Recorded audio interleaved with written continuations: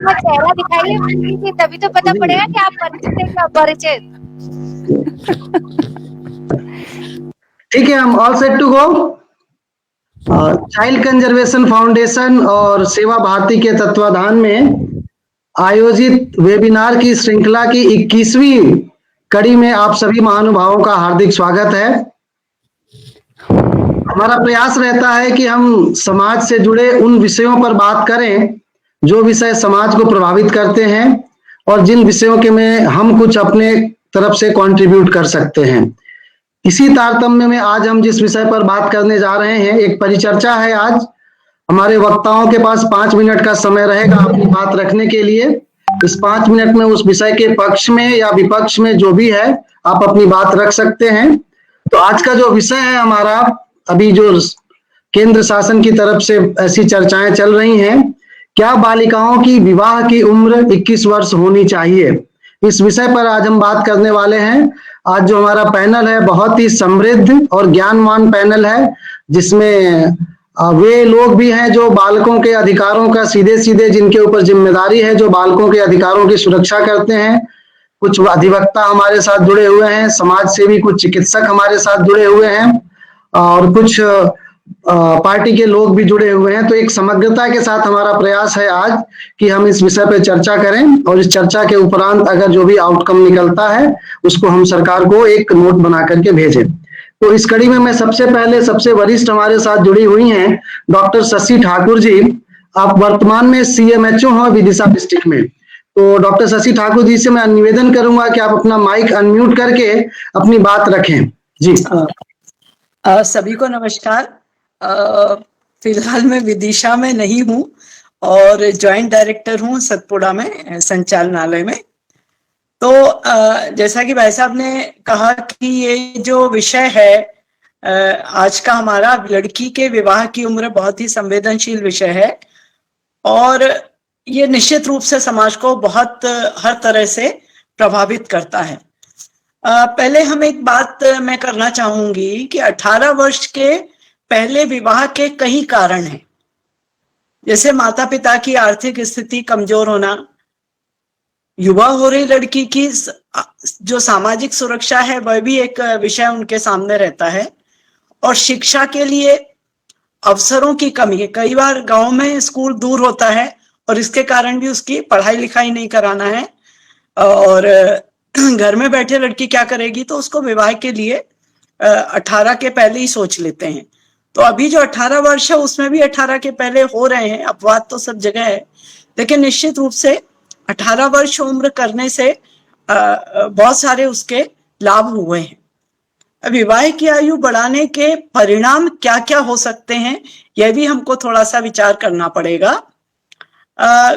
विवाह की उम्र बढ़ाने से एक तो ये भी हो सकता है कि आज का जो वातावरण है उसमें जो सेक्स है वो थोड़ा सा अलग तरीके से प्रस्तुत है, और हमारे जो सामाजिक परिवेश है और जो मीडिया कहना चाहिए उसने लोगों को थोड़ा सा अलग तरीके से बच्चों को सोचने का वो व्यवहार में ला दिया है, और उसके कारण उनकी जो यौन आवश्यकता है, अगर हम विवाह की उम्र बढ़ाते हैं तो उस आवश्यकता को दबाएगा और दंडित भी करेगा।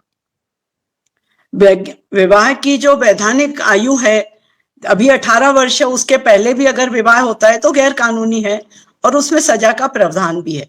तो अगर 21 वर्ष करते हैं तो उसमें भी फिर ये अवसर, गैर कानूनी विवाह के अवसर बढ़ सकते हैं। अविवाहित माताओं की संख्या भी बढ़ सकती है, क्योंकि जो प्रकृति है उसको रोका जाना जरा कठिन काम है। एक लिव इन रिलेशनशिप का भी जो व्यवहार है वो आजकल देखा जा रहा है और उसका माप बढ़ भी रहा है। तो ये भी हो सकता है कि उसका माप भी थोड़ा बहुत बढ़ सकता है। बढ़ेगा कि नहीं बढ़ेगा ये तो भविष्य के उसमें है। तो ये कुछ समस्याएं हैं जो हमको इनको विचार करने की बहुत आवश्यकता है। स्वास्थ्य की दृष्टि से अगर हम सोचते हैं, जैसा कि मैं चिकित्सक हूं, तो निश्चित रूप से विवाह की उम्र अगर 21 वर्ष होती है तो 18 वर्ष की उम्र में शारीरिक रूप से तो लड़की परिपक्व हो जाती है, लेकिन मानसिक परिपक्वता में अभी भी कमी होती है। उसका परिणाम परिवार में एडजस्टमेंट में देखा जा सकता है। या तो पहले बाल विवाह होते थे तो कम उम्र में बहुत आसानी से एडजस्ट हो जाते थे, लेकिन अब 18 में होते हैं तो उसमें भी टीन एज का जो व्यवहार होता है उसके कारण एडजस्टमेंट में परेशानी होती है। लेकिन उसके साथ अगर हम देखें कि स्वास्थ्य की दृष्टि से अगर विवाह की उम्र 21 होती है तो निश्चित रूप से मातृ मृत्यु दर और शिशु मृत्यु दर में कमी आएगी।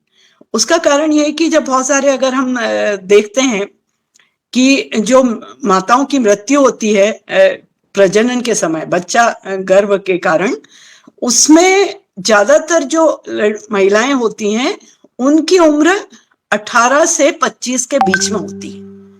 1/3 से ज्यादा, तकरीबन आधे जो प्रतिशत है वो 21 वर्ष के 18 से 25 वर्ष के बीच में होती है मृत्यु का कारण। वैसे ही जो अजन्मे शिशु होते हैं या शिशु के जन्म के बाद शिशुओं की जो मृत्यु होती है वो भी इसी उम्र में ज्यादा होती है। तो उसका कारण होता है कि वो मानसिक रूप से परिपक्व नहीं होते हैं, अपने निर्णय खुद नहीं ले पाते हैं और उसके कारण बहुत सारी समस्याओं को वो झेल लेते हैं। एक और समस्या है कुपोषण और एनीमिया।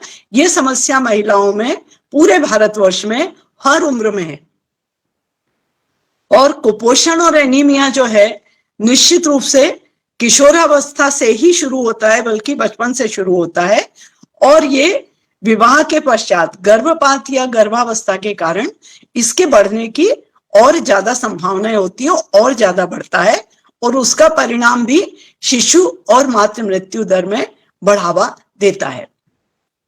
इसके अलावा भी अगर हम विचार करते हैं, मेरी आवाज सुनाई दे रही है ना?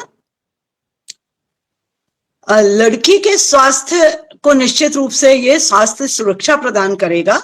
अगर विवाह की उम्र बढ़ती है तो शिक्षा का स्तर बढ़ेगा। अगर विवाह की उम्र बढ़ेगी तो निश्चित रूप से उनको शिक्षा के अवसर और मिलेंगे। घर में अगर लड़की रहती है तो लोग उनके शिक्षा के अवसर ढूंढेंगे, दूर के स्कूल में या दूर के कॉलेज में भी पढ़ाने के लिए भेजेंगे। और अगर शिक्षा अच्छी होगी तो रोजगार के अच्छे और अधिक अवसर भी निश्चित रूप से मिलेंगे और बड़ी उम्र में समझ ज्यादा होगी तो उसमें महिला सशक्तिकरण को भी ये एक तरह से सहायक होगा। तो निश्चित रूप से अगर हम स्वास्थ्य और शिक्षा के दृष्टिकोण से बात करेंगे तो ये निश्चित रूप से शादी की उम्र बढ़ाने से सहायता मिलेगी। धन्यवाद शशि दीदी। हमारे साथ डॉक्टर कामिनी सोनी जुड़ी हुई हैं। डॉक्टर कामिनी सोनी एसोसिएट प्रोफेसर हैं पंडित खुशीलाल आयुर्वेदिक हॉस्पिटल भोपाल में। आप एक बेहद संवेदनशील महिला होने के साथ साथ समाज सेवी भी हैं। मैं आपसे आग्रह करूंगा कि आप अपना माइक अनम्यूट करके अपनी बात रखें। डॉक्टर कामिनी सोनी।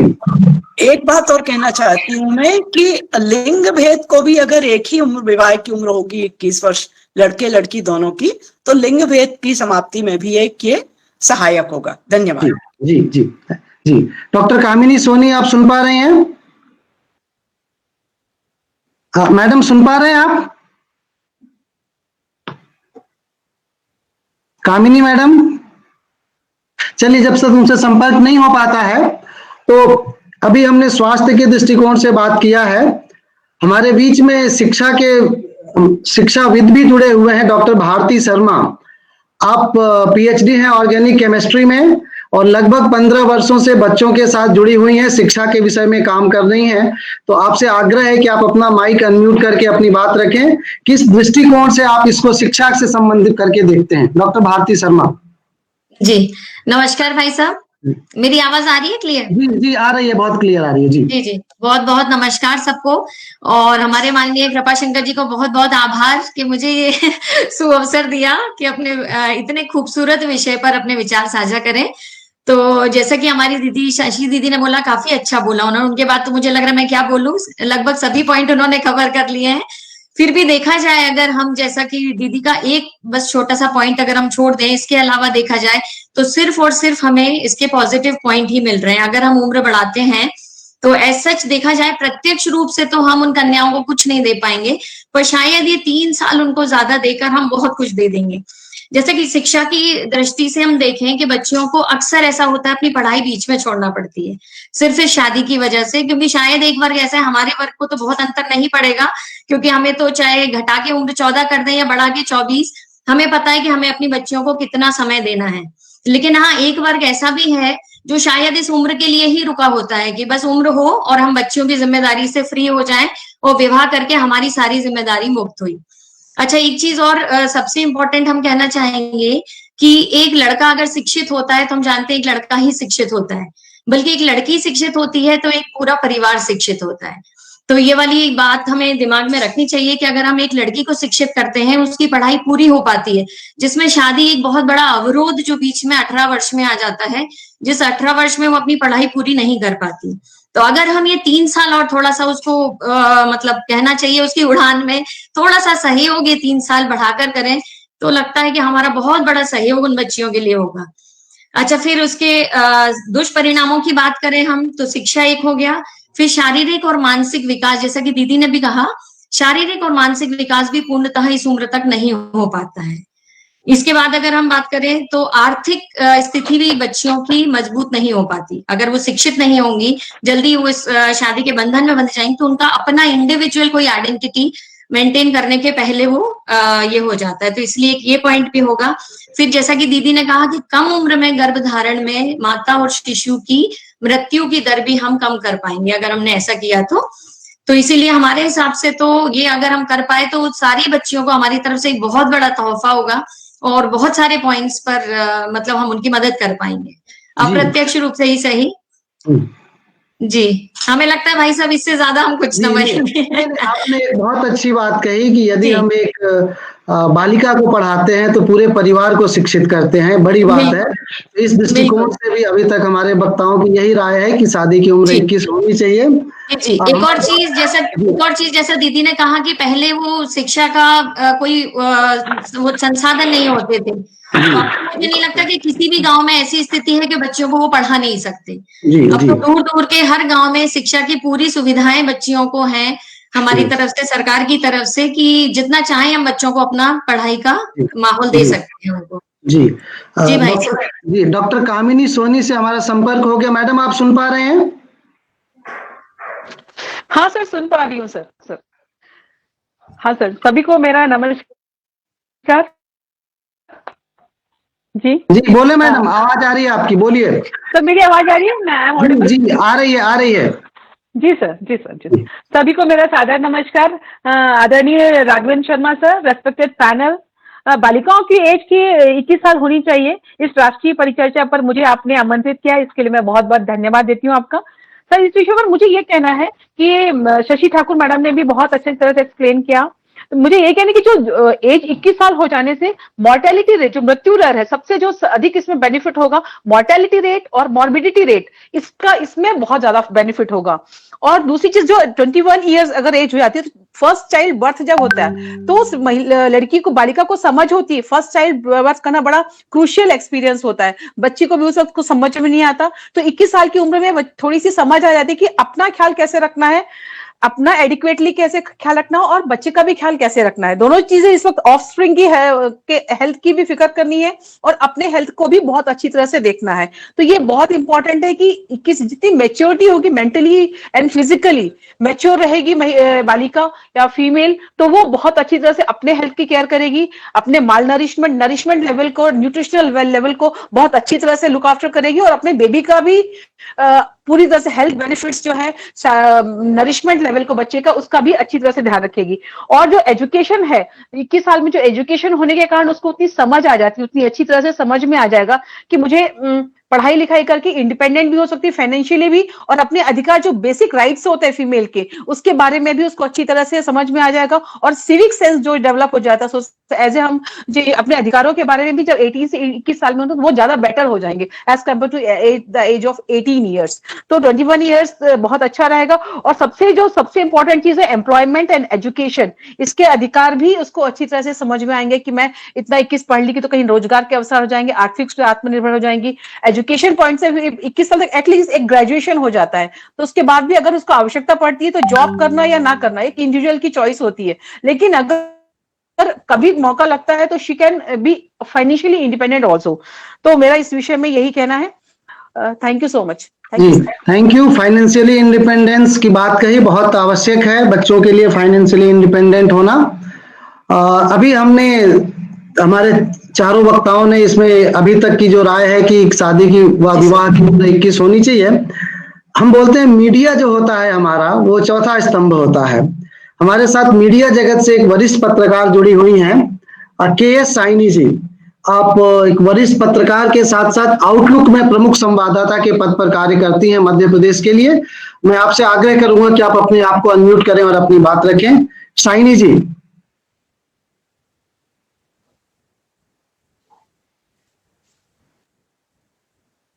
नहीं आ रही है, आप अनम्यूट करिए। नहीं, अभी भी आप अनम्यूट नहीं हैं।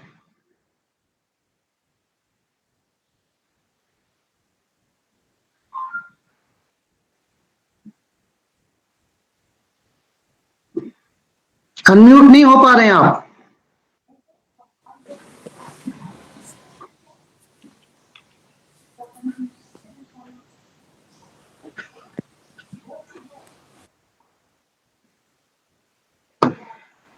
हेलो। जी जी जी जी, आ रही है आवाज, बोलिए जी। एक सेकंड जी।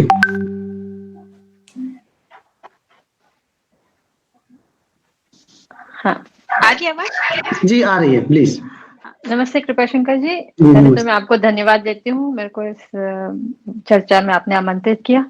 और बाकी तो काफी लोगों ने अच्छी बात कही और मेरे ख्याल से ज्यादातर पॉइंट सब कवर कर लिए हैं।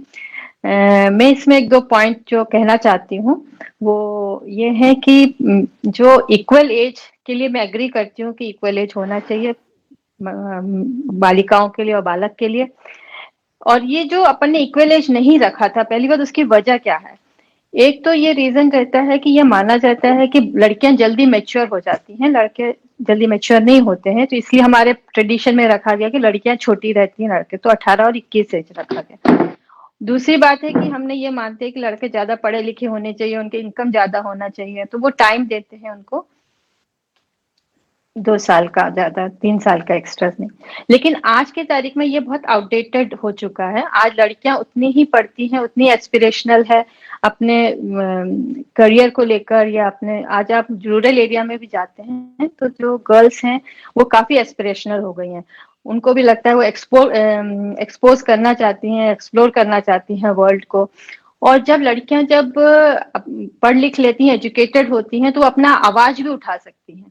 अब एक 18 साल की लड़की टीन एज ही रहती है जब तक वो, मतलब अपन उनको टीन एज ही कहते हैं। और टीन एज में आप भी जानते हैं साइकोलॉजिकली भी वो तैयार नहीं होती है, एक तरह से इन्फेचुएशन होता है, काफी तरह से अट्रैक्शन रहता है, लेकिन रेस्पॉन्सिबिलिटी लेने की एज नहीं होती है।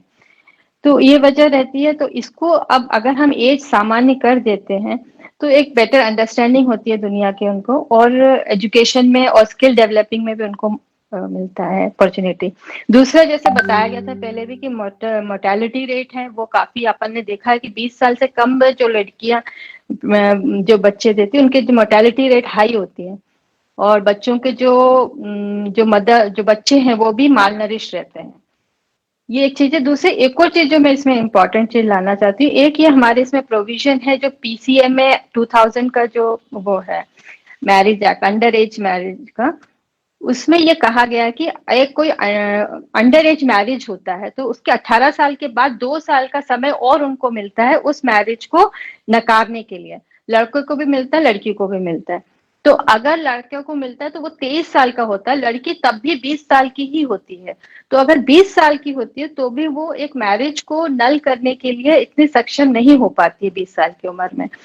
तो उस वजह से भी मुझे लगता है कि अगर 21 साल करते तो वो लड़की को भी 23 साल तक में काफी समझ आ जाती है। अगर उसके अंडर एज मैरिज भी होता है तो वो 23 साल तक में उसको चेंज कर सकती है फिर।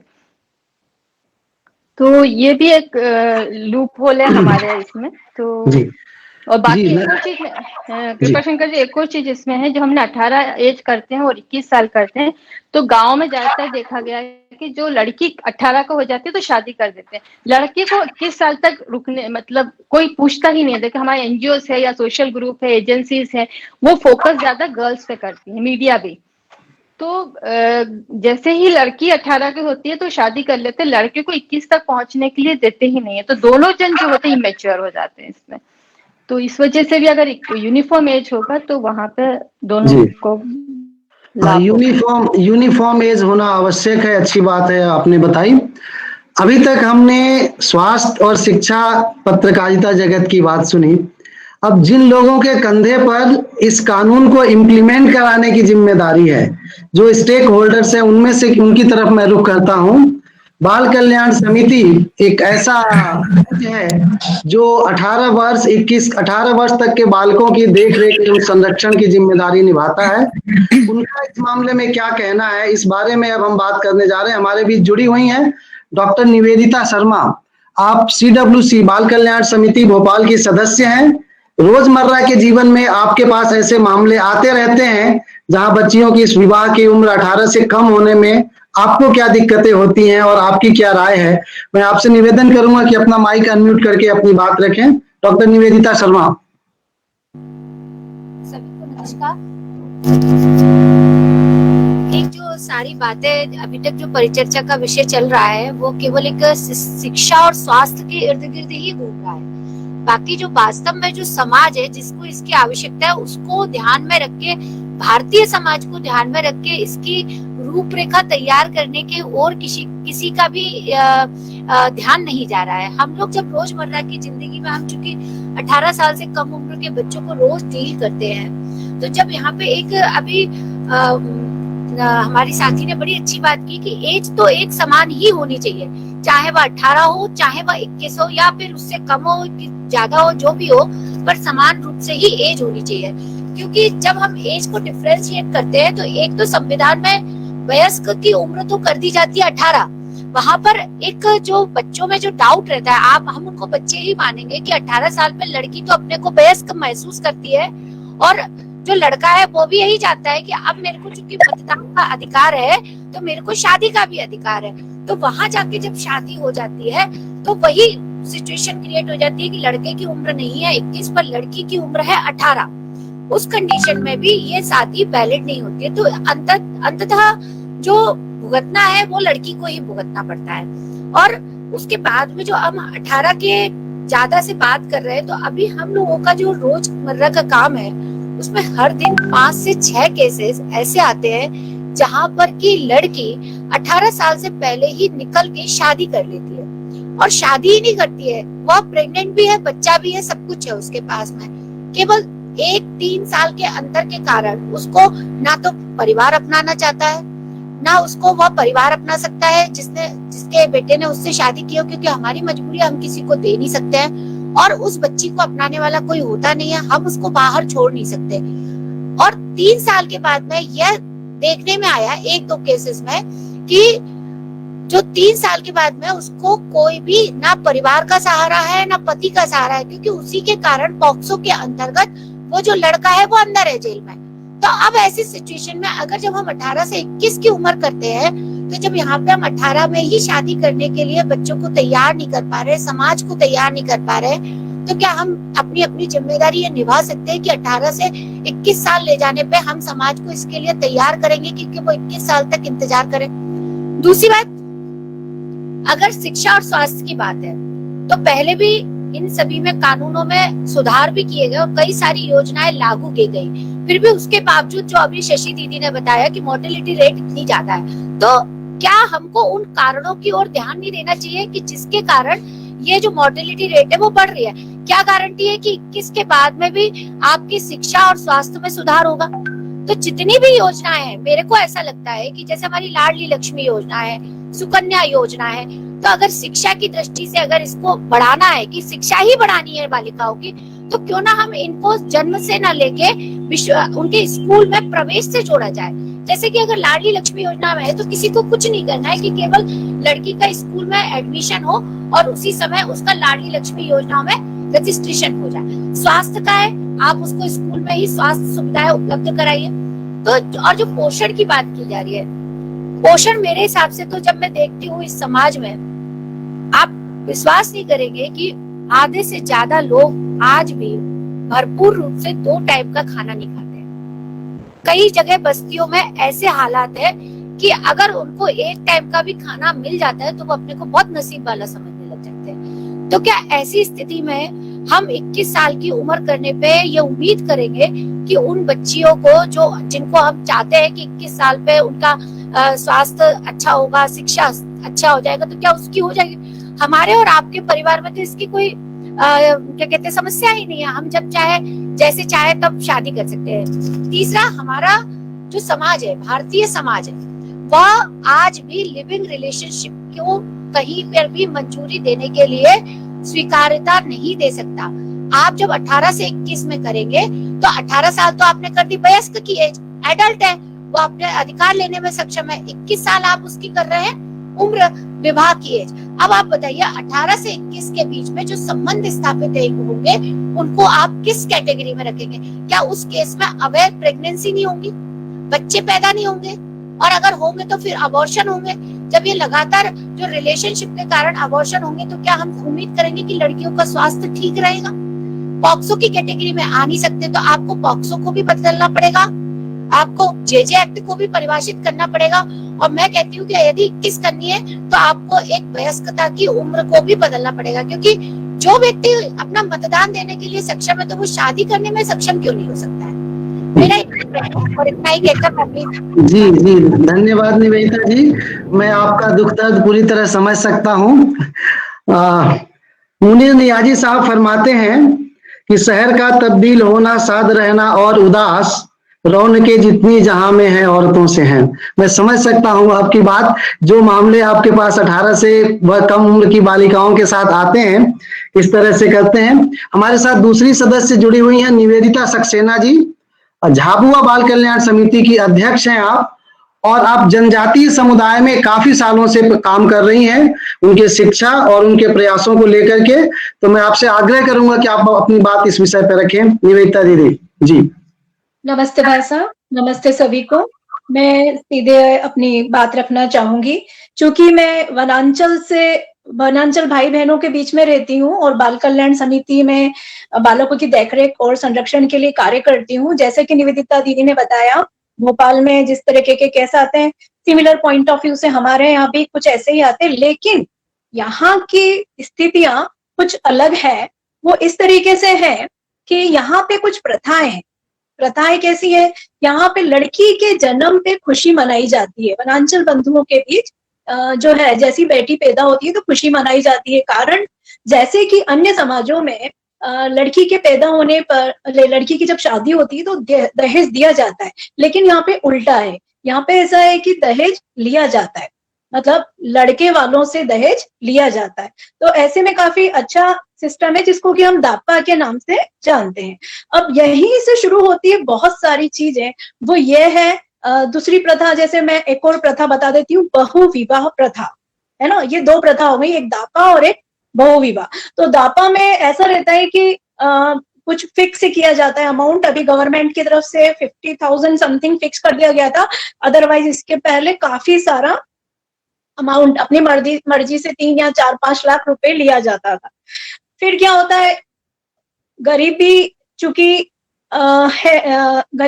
रहती ही है काफी हद तक हमारे वनांचल में। ऐसी स्थिति में जब दहेज लड़के वाले लड़की वाली को दे देते हैं तो उसकी रिकवरी के लिए वो लोग गुजरात जाते हैं, लड़की को भी बहू को भी लेके जाते हैं, मतलब जिससे शादी करिए, और वो वहां पे मजदूरी करते हैं। ऐसी कंडीशंस में अब दूसरी चीज और आ जाती है कि बहुविवाह प्रथा, मतलब एक व्यक्ति कई विवाह कर सकता है, ऐसा उसे हक है। तो बच्चे पैदा हो जाने के बाद अगर लड़की चाहती है तो भी वो कर लेती है दूसरी शादियां, और जेंट्स भी जो है वो कर लेते हैं। तो ऐसे में कई बच्चे जो है नेग्लेक्टेड फॉर्म में रहते हैं यहाँ पे, या कहना चाहिए देखरेख और संरक्षण के अभाव से ही गुजरते हैं। ऐसी कंडीशन में यहाँ पे कई मतलब कहना चाहिए अपराध भी जन्म लेते हैं। कॉन्फ्लिक्ट विथ लॉ में भी हमारे बच्चे 376 के केसेस में, जब मैं पहले जेजेबी मेंबर थी उस समय मैं संप्रेक्षण गृह में ही अधिकतर अपना समय बच्चों के साथ निकालती थी। मैं जब उनसे बात करती थी तो मालूम पड़ा बच्चे की उम्र है 13 साल या 14 साल, और जो जिस लड़की ने उसके ऊपर इल्जाम लगाया वो है 21 साल 376 के केस में, और बाद में फिर उससे शादी भी होगी, बाद में सेटलमेंट हो जाता है, लड़की हॉस्टाइल हो जाती है। ऐसी कंडीशंस में अब आप बताइए मतलब फैमिली जिस फैमिली में जाती है लड़की शादी करके, वहां पे भी उसका एक्सप्लॉइटेशन होता है, बच्चे होते हैं और फिर बच्चों को छोड़ के निकल जाते हैं। काफी हद तक कहना चाहिए ट्रैफिकिंग का शिकार होते हैं हमारे यहाँ बच्चे। कहना नहीं चाहिए लेकिन बाल विवाह का रेट भी हमारे यहाँ सबसे ज्यादा है, चाहे डेटाज है या नहीं है लेकिन है। ट्रैफिकिंग भी हमारे यहाँ सबसे ज्यादा है। एक जो है चाहे ये अलीराजपुर में भी चाइल्ड ट्रैफिकिंग, वो तो देखिए रेस्क्यू हुआ तो पता पड़ा, अदरवाइज पता पड़ना मुश्किल है। जो बहुविवाह प्रथा है इसके कारण हमारे यहाँ कई बच्चे जो हैं, जो मैंने आपको बताया बालकों की देखरेख और संरक्षण के अभाव से रहते हैं, ऐसे ही पलते हैं। ऐसी कंडीशन में वो बॉन्डेड लेबर के फॉर्म में लड़कियां हो चाहे लड़के हो शहरों में भेज दिए जाते हैं, जिसमें लड़कियां अधिकतर है ना बड़ी बड़ी कोठियों में इस नाम से रख दी जाती हैं कि वो शिक्षा ले रही है। तो ऐसी कंडीशन में हमारे पास बच्चे जो आते भी हैं रूप से जस्टिस कर पाते हैं। आपके एरिया में, आपके क्षेत्र में ये जो एक समस्या है उसका क्या प्रभाव पड़ने वाला है अगर शादी की उम्र 21 हो जाती है तो इन विषयों से? जी, कि हम अभी 18 की एज को ही जस्टिफाई नहीं कर पा रहे, हम उस पर फोकस नहीं कर पा रहे, हम उसको सुधारात्मक प्रक्रिया की जरूरत है। हम चाहे 21 भी कर देंगे तो जैसा कि अभी हमारी सभी मतलब वक्ताओं ने, सम्मानीय वक्ताओं ने कहा, ये शहरों की कंडीशन से, लेकिन हमारे यहाँ सुधारात्मक प्रक्रिया की जरूरत है। 18 को रखें या नहीं रखें, लेकिन 18 को रखते हुए उन्हीं प्रक्रियाओं को, जैसे बाल विवाह है, बॉन्डेड लेबर है, इन सब पे ध्यान रखते हुए 18 को ही अगर फोकस करें ना तो काफी हद तक चीजें सुधर सकती हैं। जैसे कि मैम ने पहले बताया, आप सभी लोगों ने बताया कि कुपोषण, तो हमारे यहाँ कुपोषण का रेट भी सबसे ज्यादा है क्योंकि वनांचल है। और मतलब कहना चाहिए अभी जैसे कोरोना के समय तो लॉकडाउन में हमारे यहाँ बहुत सारे बच्चे जो हैं वो अपनी तरीके से बाहर गुजरात चले गए या काम करने चले गए लेबर के फॉर्म में, जिनकी हमें जानकारी नहीं है।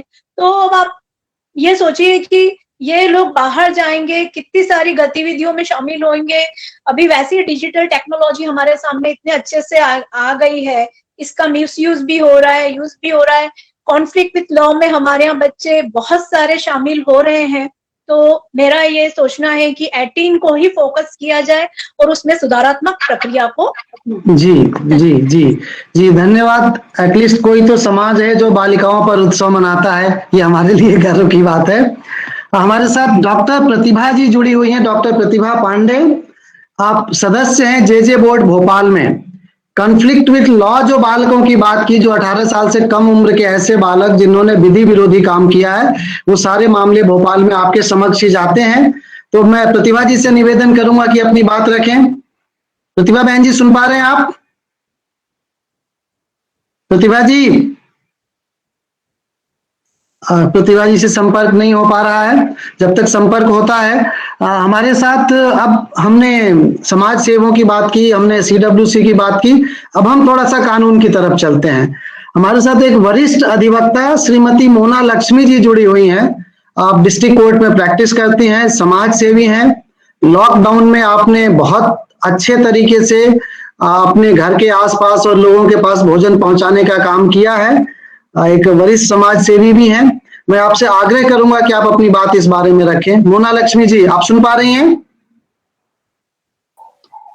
नमस्कार सर, और मेरे सभी साथियों को मैं अपनी ओर से नमस्कार करती हूँ और धन्यवाद अदा करना चाहूंगी। आज मैं इस विचार विमर्श जो हमारे और आपके बीच में हो रहा है उसका हिस्सा बनने के लिए सबसे पहले मैं आपसे ये कहना चाहूंगी, सभी ने अपनी अपनी मन की बात कही है, लेकिन कानून जो है वो थोड़ा सा अलग हम राय रखता है, क्योंकि कानून के जो निर्माता होते हैं वो संविधान जो हमारे भारत के निर्माता होते हैं उनके द्वारा बनाया गया है, और अगर उसमें कोई चेंजेस करना है तो वो हमारे पार्लियामेंट के जो मेंबर्स होते हैं उनके द्वारा किया जाता है। हिंदू मैरिज एक्ट जो 1955 का था उसमें यह सारी चीजों को ध्यान में रखते हुए संसद द्वारा पारित किया गया, जो कि 18 मई 1955 को प्रकाशित हुआ था और पार्लियामेंट के सदस्यों के द्वारा यह बनाया गया था। इसमें स्टार्टिंग में जो एज ली गई थी उसको लिया गया था, जो लड़कों की उम्र रखी गई थी शादी के लिए वो 18 वर्ष रखी गई थी और लड़कियों की 15 वर्ष की रखी गई थी। और जो उनका सोचना था वो ये था कि जो मातृत्व है वह हर स्त्री का अधिकार होता है और नियमानुसार सामाजिक रीति रिवाजों के तहत विवाह के माध्यम से दो परिवारों के बीच में इनको करते हुए माता पिता अपनी जिम्मेदारियों का निर्वाह करें, अपने बच्चों का लालन पोषण इस तरह से करते हैं ताकि उनको शिक्षा के माध्यम से समाज में खड़े होकर अपनी बात रखने का, अपने विचार रखने का मौका दे। धीरे धीरे जब समय ऐसा व्यतीत हुआ तो देखा कि इसमें जो कानून बनाया है इसमें संशोधन करने की भी आवश्यकता हुई। जो उम्र इन्होंने रखी थी 1955 के हिंदू मैरिज एक्ट के हिसाब से, उसमें थोड़ा संशोधन किया गया 1 अक्टूबर 1978 में। 1 अक्टूबर 1978 में जो संशोधन हुआ उसमें आयु जो की गई वो लड़कों की 21 वर्ष की गई और लड़कियों की जो की गई है वो 18 वर्ष की गई।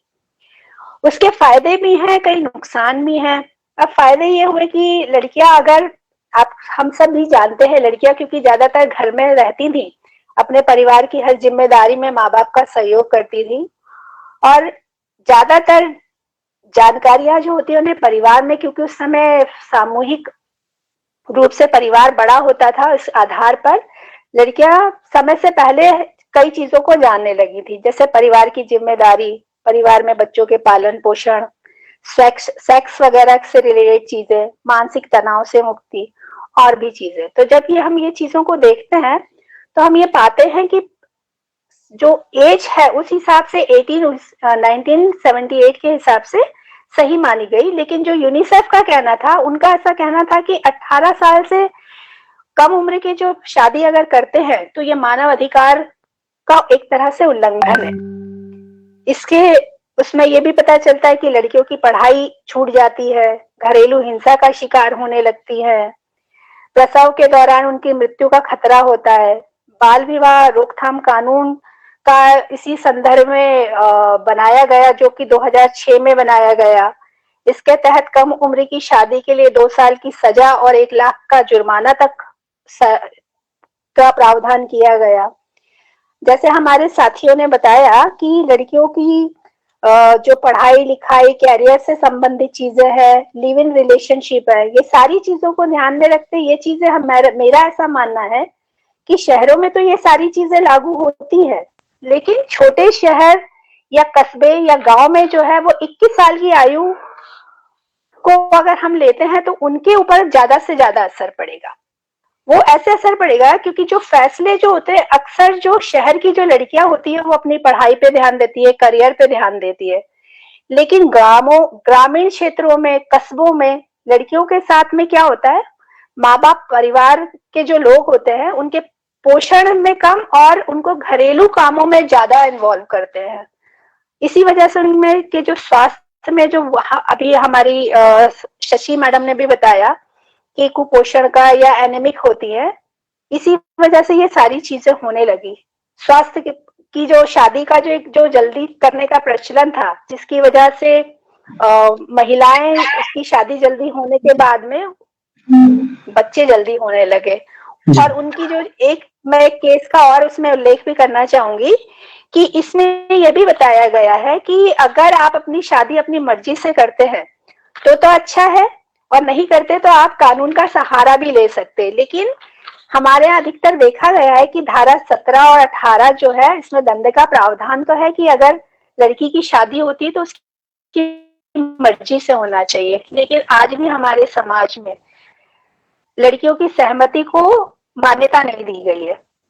और इसी की वजह से आपने देखा होगा कि जैसे हमारी एक और साथी ने बोला कि जो लड़कियां हैं वो कम उम्र में माँ बन जाती है, घर से भाग जाती हैं। तो मेरा ऐसा मानना है, एक महिला होने के नाते भी, एक लॉयर होने के नाते, कि कानून के साथ 21 वर्ष करें, लेकिन 18 साल की जो शादी की उम्र आपने तय करी है वो ज्यादा अच्छा है, क्योंकि जैसे भागना या छेड़छाड़ करना या दूसरी चीजें जो हो रही हैं समाज में वो नहीं होंगी। और मदरहुड वाली जो बात हो रही है उसके लिए 21 साल की एज कर दे तो वो ज्यादा अच्छा है, जिससे मोर्टेलिटी जो रेट है उनका वो कम हो जाएगा। लड़कियों को तय करने में कि कब शादी करे और कब माँ बनना है तो वो ज्यादा बेहतर होगा, क्योंकि ये एक पर्सनल चीज हो जाती है। इसके लिए कानून तो देखिए, जब अपराध होगा तभी कानून की उसमें आप आएंगे कि मुझे ये, इसमें मेरे अधिकारों का हनन हुआ है। तो मेरा ऐसा मानना है कि ये हमारे समाज को तय करने दे कि लड़की की उम्र शादी के लायक कब होती है, क्योंकि जैसा निवेदिता जी ने भी बताया कि 16 साल की उम्र में लड़कियां माँ बन जाती है, लड़का जेल में है, कुछ कर नहीं पा रहे हैं। इसी को लेकर के ये चर्चा, इसीलिए हमने ये चर्चा रखी है कि हम इस बीच से निकाल सकते हैं कि क्या हो सकती है। आपने एक बहुत अच्छी बात बोली, निश्चित रूप से ग्रामीण क्षेत्रों में या छोटे शहरों में ये समस्या है अभी आज भी, कि वहां तक वो सुविधाएं नहीं पहुंच पाती हैं जो शहरी क्षेत्र में है। इसी तारतम्य में आगे बढ़ते हैं। हमारे साथ मनीषा पटेल जी जुड़ी हुई हैं। आप विशेष लोक अभियोजन अधिकारी हैं पॉक्सो कोर्ट में। पॉक्सो कोर्ट एक विशेष अदालत होती है जो 18 साल से कम उम्र के बच्चों के साथ अगर सेक्सुअल अब्यूज होते हैं तो वो मुकदमे पॉक्सो कोर्ट में चलते हैं। मनीषा जी, मैं आपसे निवेदन करूंगा आप अपनी बात रखें। सुन पा रही हैं? जी सर। जी आप सभी को मेरा नमस्कार, और सर आपका बहुत बहुत धन्यवाद कि आपने मुझे इस पैनल में जोड़ा और आप सबके बीच आने का मौका दिया और अपनी बात रखने का मौका दिया। सर देखिए, मेरे से पहले बहुत से मेरे जो वरिष्ठ लोग हैं उन्होंने बताया इसका सोशल एस्पेक्ट, इसका यदि हम देखें कि क्या इफेक्ट पड़ रहा है हमारे समाज पे, पर मैं थोड़ा लीगल एस्पेक्ट पे बात करना चाहूंगी। और मैं मोना मैडम के बातों से बिल्कुल सहमत हूँ।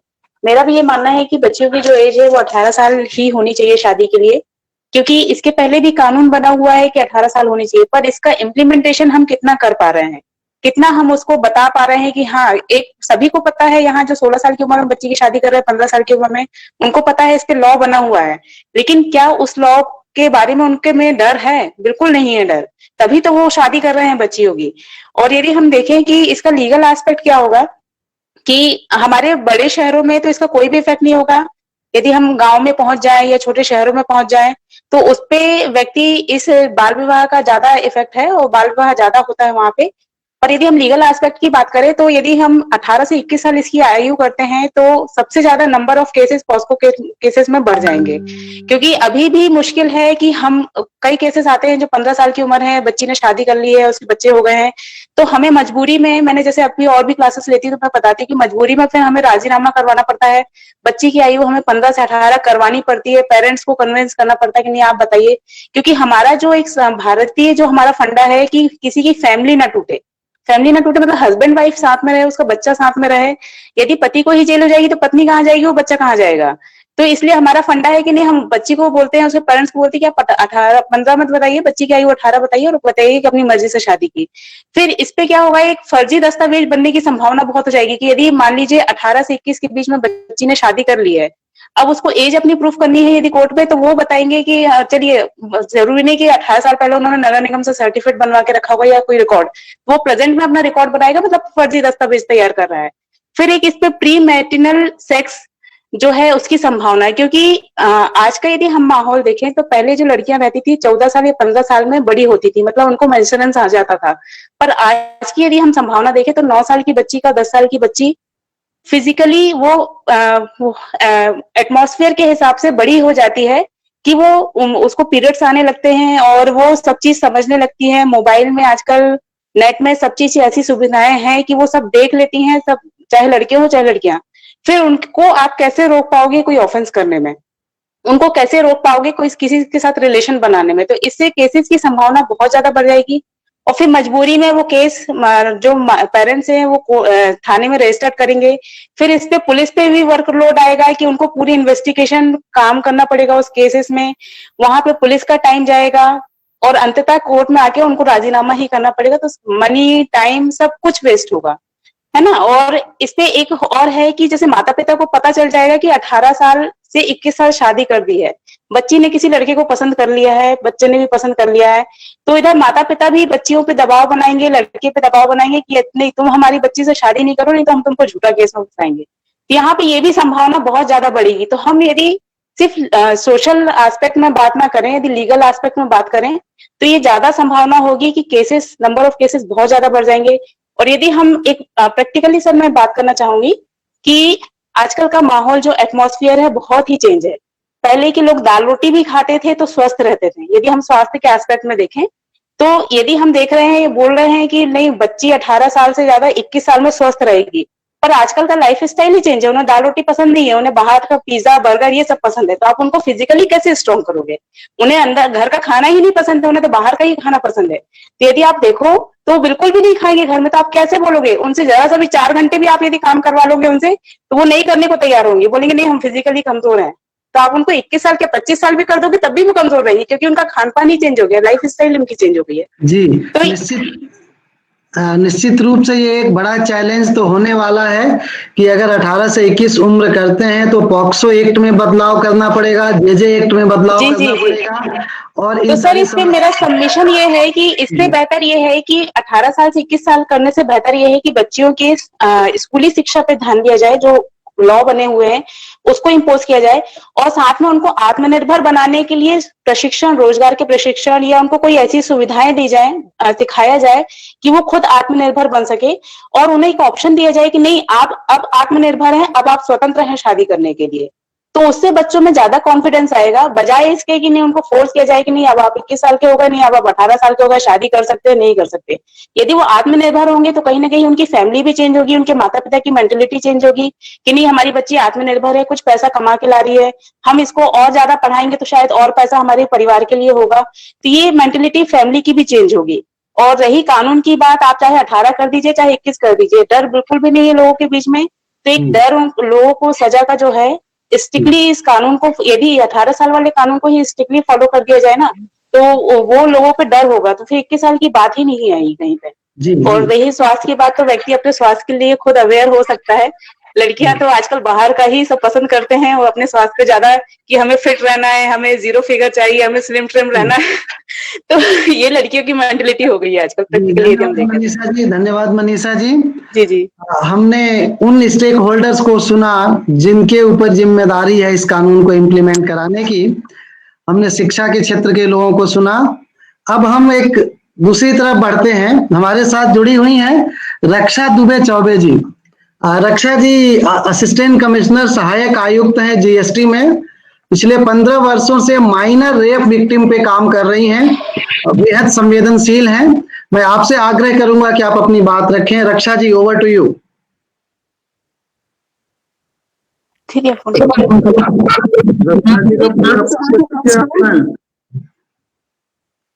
उम्मीद करती हूँ कि मेरी आवाज साफ साफ आ रही होगी। आ रही है, बोलिए आप।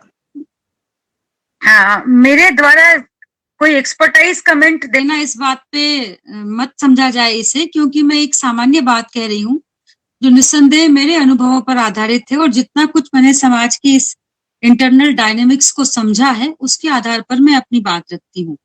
विवाह के लिए लड़कियों की भारतीय समाज के परिप्रेक्ष्य में उम्र कितनी हो, इसके लिए हमें ये देखना पहले जरूरी है कि वह हम किस वर्ग की बात कर रहे हैं। तो मैं समझती हूँ कि जिस वर्ग की हम बात करते हैं उस वर्ग में शहरी, पढ़ा लिखा, करियर ओरिएंटेड, पालन पोषण या शिक्षा के लिए समर्पित और बहुत ज्यादा अवेयर ग्रुप तो वो नहीं है। वो ऐसा एक तबका है जो कानून को उस तरह से नहीं देखता जिस तरह से उसे देखना चाहिए। तो इसलिए मैं समझती हूँ कि इस विषय पर जब हम बात करें तो हम 3 स्पष्ट खांचे इसके बना करके रखें। बायोलॉजिकल एक खांचा बनाएं, एक सोशियोलॉजिकल बनाएं और एक लीगल बनाएं। जब हम स्त्रियों की बायोलॉजिकल प्रोसेस की बात करते हैं तो WHO से लेके यूनिसेफ तक सारे लोग इस बात की पुष्टि कर चुके हैं कि बालिकाओं की प्यूबरिटी की एज लगभग 4 साल पीछे खिसक चुकी है। जो प्यूबरिटी पहले 11 से 15 वर्ष में आती थी, बालक हो या बालिकाएं, जिनमें कि एस्ट्रोजन, प्रोजेस्टेरोन और टेस्टोस्टेरोन हार्मोन बालकों और बालिकाओं में पैदा होते थे, वो उम्र अब 8 से 12 हो चुकी है। यानी कि प्यूबरिटी यानी कि बच्चा कैरी करने की एज भी अब 8 से 12 साल के बीच में हो चुकी है। ऐसे समय पर जब बच्चों के भीतर हार्मोन्स शीघ्रता से बन रहे हैं, बहुत जल्दी उम्र में बन रहे हैं, ऐसे समय में हम ये उम्मीद करें कि हम उनकी विवाह की उम्र को और 3 साल आगे सरका दें, मुझे तो तर्कसंगत नहीं लगता है। क्योंकि मेरा स्वाभाविक रूप से या सामान्य समझ से मेरा ये मानना है कि विवाह प्रथमतया शारीरिक संबंधों के नियमन की सामाजिक व्यवस्था है। तो अगर शारीरिक संबंधों के नियमन की सामाजिक व्यवस्था है तो वह प्यूबरिटी की एज से सीधे सीधे तर्कसंगत रूप से जुड़ी हुई है। ऐसे समय पे उम्र को यथावत रखने की आवश्यकता है, ना कि बढ़ाने की जरूरत। सोशियोलॉजिकल प्रोस्पेक्ट में देखें तो पीछे बहुत सारे डॉक्टर साहिबान जुड़े हुए थे। उन्होंने बताया कि मातृत्व के लिए या पालन पोषण या शारीरिक क्षमताओं के लिए उस उम्र को बढ़ाए जाने की आवश्यकता है। तो मैं अभी मनीषा जी ने जो बात रखी मैं उससे सहमत हूँ कि पालन पोषण या करियर की व्यवस्था करना, शिक्षा की व्यवस्था करना, ये परिवार का और समाज का एकमेव दायित्व है।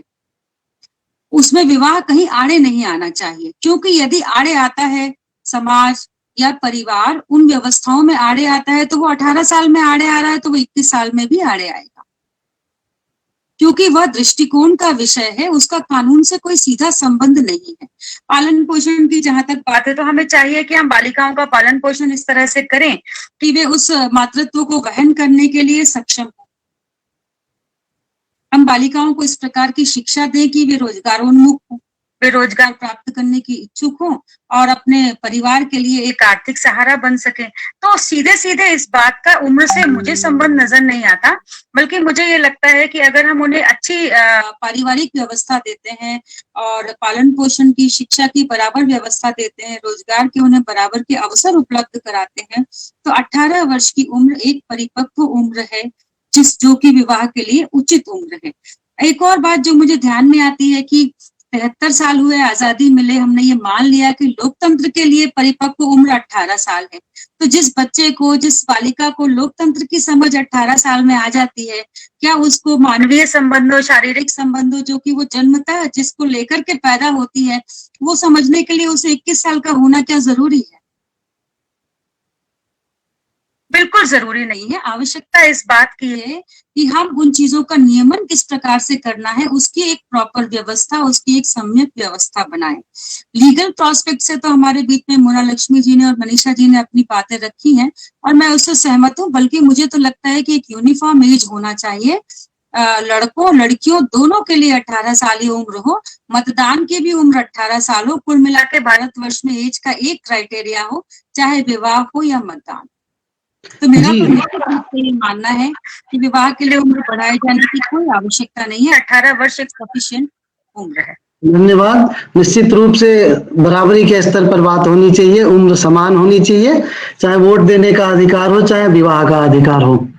अब हमने समाज के विभिन्न वर्गों से बात किया। निश्चित रूप से ये कहा जाता है कि जब ये कानून बनते हैं, पार्लियामेंट में जाता है कोई विषय या विधानसभा में जाता है, तो जिन लोगों के ऊपर विधानसभा या पार्लियामेंट में इन सब चीजों को पास कराने की जिम्मेदारी होती है, उस वर्ग से भी हमारे साथ लोग जुड़े हुए हैं।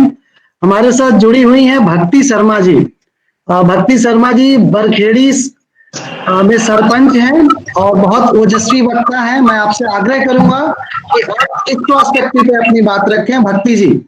जी नमस्कार भाई साहब, आवाज आ रही है? जी जी बहुत धन्यवाद। मैंने अभी मनीषा दी को सुना, इससे पहले रक्षा दी को सुना, निवेदिता शर्मा दीदी को सुना और निवेदिता सक्सेना दीदी को भी सुना। और कितने भी ओजस्वी वक्ता हो सर, पॉइंट सबके एक जैसे हैं। बहुत अच्छी परिचर्चा है ये, कि हम लोग आपने महिलाओं को और पुरुषों को साथ जोड़ा है और लीगल एस्पेक्ट से बात हुई है, एजुकेशन एस्पेक्ट से बात हुई है, और उनकी हेल्थ के एस्पेक्ट से बात हुई है। कुछ पॉइंट्स अलग नहीं है सर, सिर्फ 2-3 चीजें हैं जो मैं इसमें ऐड ऑन करना चाहूंगी। मैं सर जिस कम्युनिटी से आती हूँ, बरखेड़ी अब्दुल्ला जो पंचायत है सर, यहाँ पे एक प्रॉपर बंजारा बस्ती के लोग भी रहते हैं।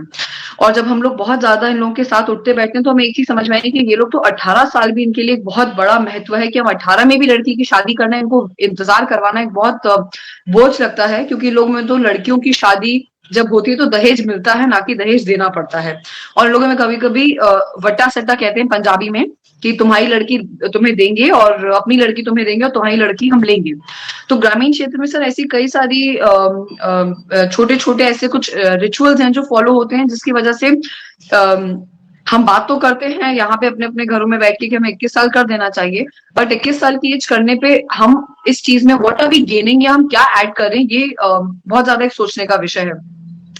क्योंकि हम लोग बहुत सारे फॉस्टर होम्स जो होते हैं, जिनको हमारे यहाँ बालिका गृह कहते हैं, या अनाथालय हैं, हम यहाँ पे भी जाके ऑब्जर्व करते हैं। तो सर हम जितने भी बच्चों को हमने देखा है, उनमें हमें 2-3 चीजें ये समझ में आई है कि 18 साल के बाद इन लड़कियों को कहाँ रखा जाएगा। इनको बालिका गृह में रखा जाएगा। उनकी स्थिति से सब लोग बहुत अच्छे से अवगत हैं, जितने लीगल वाले हैं, मुझे कुछ भी बताने की आवश्यकता नहीं है। ऐसी स्थिति में अगर हमें लड़कियों की शादी नहीं करते तो हमारे लिए एक इनका रख रखाव करना एक बहुत बड़ा इशू होता है। सर रिपोर्ट्स ऐसा कहते हैं कि बच्चों की पर्सनालिटी एक समय पे 8 वर्ष की आयु तक 80% डेवलप हो जाती थी, मगर अब यूनाइटेड नेशंस की रिपोर्ट ऐसा कहती है कि 6 वर्ष की आयु में बच्चे की 80% पर्सनालिटी डेवलप हो जाती है। हार्मोनल चेंजेस बच्चों के 9 से 10 वर्ष में होने लग गए हैं। और सर स्पेशली जो सोशल मीडिया की वजह से, फेसबुक, इंस्टाग्राम और अन्य ब्लॉग्स और यूट्यूब की वजह से, सेंसर बोर्ड की दखलंदाजी ना होने की वजह से जो ओपननेस आई है, उसको मैच करना इस समय बहुत ज्यादा टफ हो चुका है। और बच्चे ओवर मैच्योर हैं। हम मैच्योर शब्द नहीं मैं इस्तेमाल करूंगी, मैं ओवर मैच्योर शब्द इस्तेमाल करूंगी, कि उनको ऑलमोस्ट 10 से 11 साल की उम्र में हर चीज का आइडिया और नॉलेज है, और मात्र 14 या 15 साल की उम्र में आती है उनको लगता है कि हमको इन चीजों को एक्सपेरिमेंट करना है।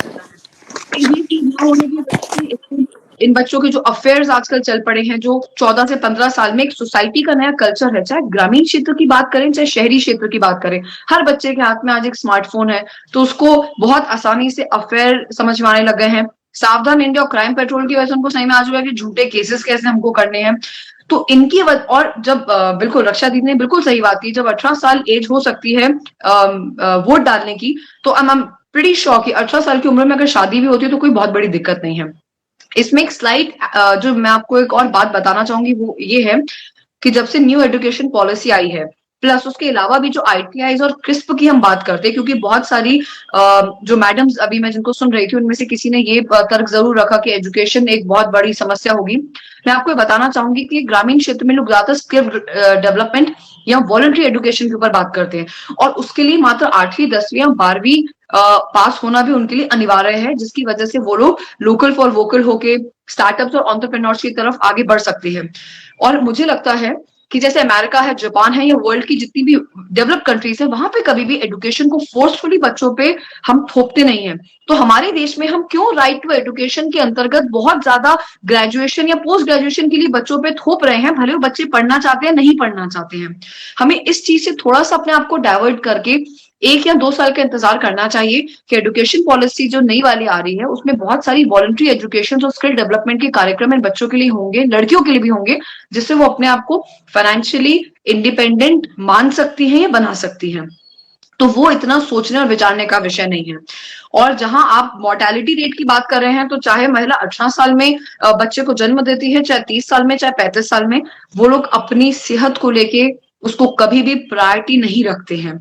ज्यादातर काउंसलिंग अवेयरनेस इस बात पे होनी चाहिए कि हम इनको किस तरीके से काउंसिल और अवेयर करके इनके हेल्थ को, इनके हाइजीन और इनके सैनिटेशन और क्लीनलीनेस पे फोकस करें, रादर देन हम ये फोकस करें कि इन लोगों के जो आगे का मतलब लिविंग स्टैंडर्ड्स हैं उस पे हम फोकस करें, रादर देन मोर्टेलिटी रेट पे। और एक और बात, आजकल जिन्होंने ये बात रखी कि बच्चों के हार्मोनल चेंजेस 9 और 10 में हो रहे हैं, ये भी पता होना चाहिए कि जो मेनोपॉज है वो भी 50 साल से घट के 40 पे आ चुका है। तो बहुत सारी चीजों का समावेश सिर्फ ये निकलता है कि इस समय का जो इकोसिस्टम है उसमें 18 साल की एज जो है वो परफेक्ट है, उसमें मुझे लगता है कि ज्यादा चेंजेस नहीं होने चाहिए। Thank you so much. धन्यवाद। निश्चित रूप से आपने एक दो बहुत अच्छी बातें ग्रामीण अंचल में जो आटा सट्टा की बताई, वो हमारे समक्ष रोजमर्रा के CWC में ऐसे मामले आते रहते हैं और बच्चियों को एक्सपोजर मिल रहा है, इसमें तो कोई डाउट ही नहीं है। फेसबुक, सोशल मीडिया और स्मार्टफोन ने निश्चित रूप से उनकी आर्टिफिशियल इंटेलिजेंस जिसकी उम्र की बात करें उस पर काफी प्रभाव डाला है। इसी कड़ी में हमारे साथ जुड़ी हुई हैं आदरणीय सुखप्रीत कौर जी। आप भारतीय जनता पार्टी महिला मोर्चा की राष्ट्रीय सचिव हैं। मैं आपसे निवेदन करूंगा कि आप अपनी बात रखें। आदरणीय दीदी जी। जी, आदरणीय कृपाशंकर जी और आदरणीय राघवेंद्र जी, आपको नमस्कार। और भक्ति, बड़े टाइम के बाद तुम्हें सुना है, बड़ा अच्छा लगा आज। और आप सभी ने जो जो पॉइंट्स रखे हैं मैंने बहुत ध्यान से शुरू से सुने हैं। और मैं ये कहना चाहूंगी कि जो बातें आप लोगों ने बोली हैं वो बहुत अनुभव के आधार पर आप लोगों ने कही हैं। लेकिन अगर आपने आदरणीय प्रधानमंत्री श्री मोदी जी का अगर आपने भाषण सुना होगा स्वतंत्रता दिवस का इसी वर्ष का, तो उन्होंने एक बात कही। उस भाषण में उन्होंने ये कहा था कि जो महिलाओं की मैरिज की एज है वो 18 से 21 होनी चाहिए।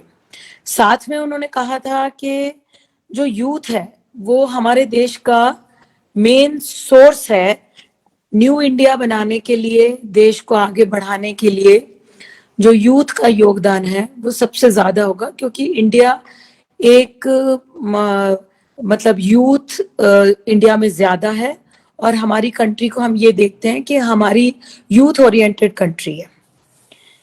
दूसरी बात उन्होंने जो बोली थी वो उन्होंने ये कहा था कि ये जो चेंजेस हम करना चाहते हैं उनके पीछे जो पॉइंट्स मेनली आदरणीय मोदी जी ने कहे थे वो ये था कि एक तो जेंडर इक्वालिटी, दूसरा वुमेन्स हेल्थ, तीसरा चिल्ड्रंस वेलबींग, और जो चौथा था वो था पॉपुलेशन ग्रोथ, जो मुझे लगता है कि अभी तक सभी ने जेंडर इक्वालिटी पे बात करी, विमेन्स हेल्थ पे बात करी, जो बच्चे पैदा होते हैं उनकी वेलबींग पे, उनके मेल न्यूट्रिशन पे, महिलाओं के एनीमिक होने पे, ये सारी बातें की गई।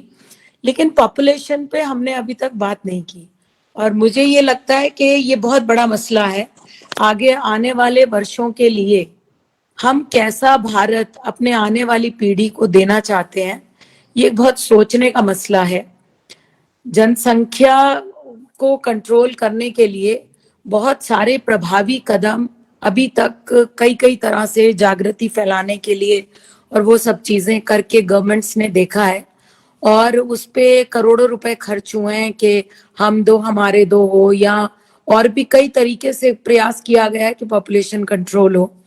लेकिन मुझे ऐसे लगता है कि जब तक लड़कियां पढ़ेंगी नहीं, लड़कियां प्रॉपरली एजुकेट नहीं होंगी, उनकी शादी की उम्र नहीं बढ़ेगी, तब तक उनको ये एक फैमिली प्रेशर में आकर और शादी होते ही भारत में जो मेरा अनुभव रहा है, मैं किसी की बात ना करूं, अगर मैं अपनी स्वयं की बात करूं तो मुझे ये लगता है कि शादी होते ही अगर मेरी जो बेटी है वो 2 साल के बाद मेरे जीवन में आई तो मुझे लगता है कि 1 साल के बाद ही परिवार में बात होनी शुरू हो जाती है कि भाई बच्चा क्यों नहीं हो रहा, बच्चा क्यों नहीं हो रहा। तो ये एक यहाँ पर शादी का ही मसला नहीं होता। जिस दिन शादी हो जाती है उसके बाद ये एक्सपेक्ट किया जाता है कि अब बच्चा कब आएगा।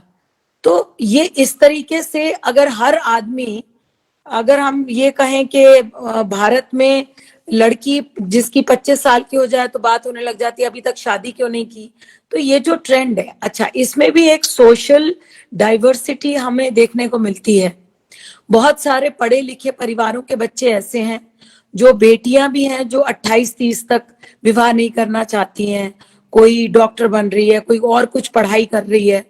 और लेकिन दूसरी तरफ हमने ऐसे अभी आप लोगों के साथ मैंने अनुभव शेयर किया और एग्जाम्पल्स हमारे पास, हमारे आसपास ही बहुत सारे ऐसे उदाहरण हैं जिनमें कि बच्चियों की शादी 18 के भी, जैसे शशि दीदी कह रही थी कि 18 से भी पहले कर देते हैं।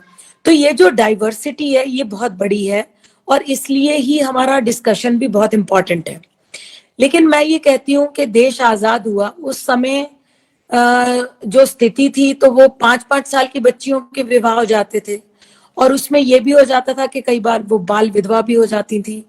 कई बार ऐसा होता था कि जब तक वो बड़ी होती थी, उनकी गौना करके ससुराल जाने की उम्र आती थी, तब तक कोई और समस्या आ जाती थी या किसी तरीके से कोई इस तरह की बात हो जाती थी कि लड़का ही कहीं और शादी करने में इंटरेस्टेड है, तो उनके भविष्य के लिए कोई सुविधा नहीं थी। 5 वर्ष या 11 वर्ष की उम्र से जब 18 वर्ष की थी, तब भी सभी को यही चीज लगती थी कि नहीं, ये पॉसिबल नहीं होगा।